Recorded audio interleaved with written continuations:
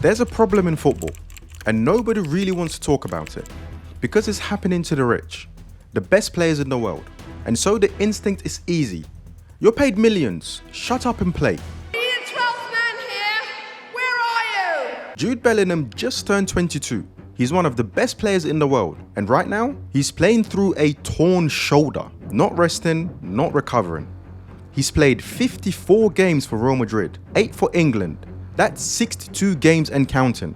And now, basically forced to the Club World Cup in US. Why?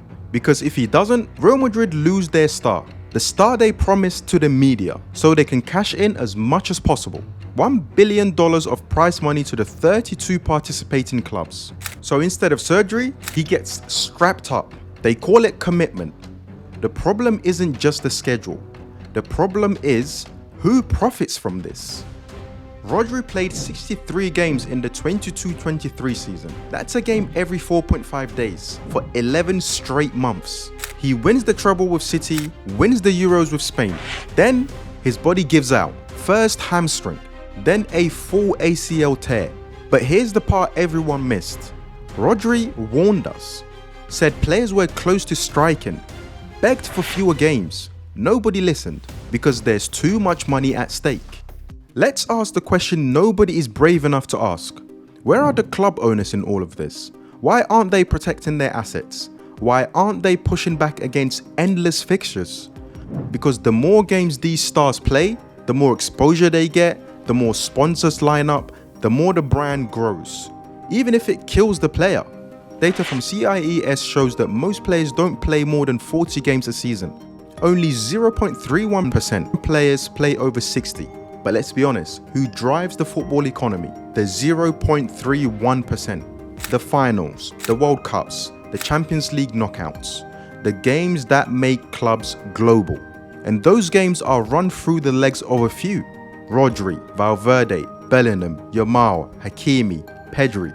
These players are being squeezed dry, and nobody's protecting them. Not FIFA, and especially not their clubs. Money afemek. Look at Valverde, Madrid's engine, 67 games so far for club and country, tracking 70 plus if Madrid go far in the Club World Cup. Bellingham, 62 games for club and country, tracking close to 70 by the end of the Club World Cup. Yamal, just a teenager, has clocked 62 games for club and country. His Barca teammate Pedri, 69. Imagine if Barca went to the Club World Cup. And don't forget, all these players were either in the Euros or Copa America last summer. Let's zoom out. This isn't just a football problem. The NBA has an 82-game season plus 28 playoff games if you go to the finals. That's wild. But here's a slight difference. NBA players get 50% of the league's revenue. They're not just athletes, they're kind of like shareholders. Footballers also make millions. But it's not about making more money at this point. It's about being healthy to make money for as long as possible. But even then, they face the same issues. This past season, 8 of their players had Achilles injuries, with 3 during the playoffs, to huge stars. But here's the part nobody talks about. The average footballer retires by 33. They have a finite career. After spending all their youth developing to be a footballer, they rarely have something to fall back on. Careers cut short due to horrific injuries. Now imagine this, a calendar with mandatory off-seasons, no pointless friendlies, a cap on total appearance per calendar year. It sounds impossible, right?